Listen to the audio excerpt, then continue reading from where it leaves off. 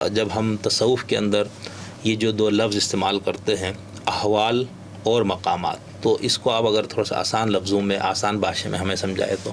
تصوف اگر اس معنی میں لیں کہ ایک سلوک ہے، راستہ ہے خدا تک پہنچنے کا، تو اس راستے میں کچھ مقامات طے کرنے پڑتے ہیں، انسان کے اوپر کچھ کیفیات طاری ہوتی ہیں جو زیادہ تر نفسی کیفیات ہوتی ہیں یا آپ کہہ لیں روحانی کیفیات ہوتی ہیں۔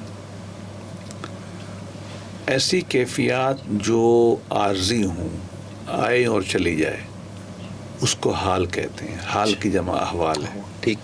مثلا ایک سالک ہے، اللہ کی طرف جا رہا ہے اور اس کو خدا کا خوف غالب آ جاتا ہے، رونے لگ جاتا ہے، بہت پریشان ہو جاتا ہے، اور 2-4 دن 10 دن مہینے کے بعد وہ کیفیت کم ہو جاتی ہے اس کی۔ یہ حال گریہ ہے یا اس کا ایک حال ہے۔ ٹھیک۔ اچھا، حال کے بارے میں کہا یہ جاتا ہے کہ تصوف میں کہ یہ آدمی کے اختیار میں نہیں ہوتا، یہ خدا کی طرف سے ہوتا ہے، کیفیت جو ہے نازل ہوتی ہے۔ اور ایسی بہت ساری کیفیات ہیں، کم و بیش میں نے تو 40 اکٹھی کی ہیں۔ اور اگر کوئی حال مستقل کیفیت اختیار کر لے، اگر کوئی حال انسانی ذہنی کیفیت مستقل رہنا لگ جائے تو وہ مقام بن جاتی ہے۔ وہ مقام کی جمع مقامات ہے۔ صحیح۔ اور مثال کے طور پر صبر ہے، یا وہ خوف کو مثال لے لیں۔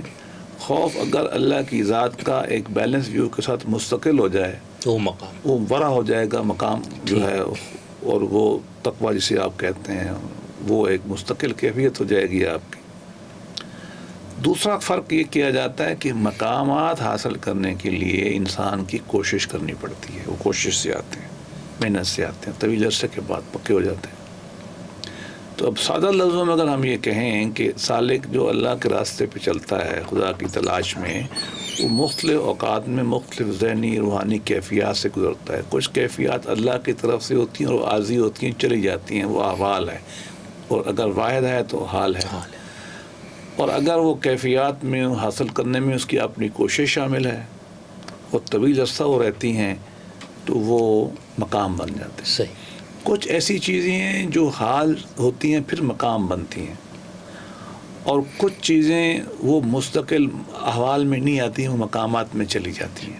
یہ بڑا فنی سا فرق ہے۔ ٹھیک۔ اور اگر آپ کہیں تو میں عرض کر دوں کہ یہ مختلف بزرگوں نے مختلف چیزوں کو مقام لکھا ہے۔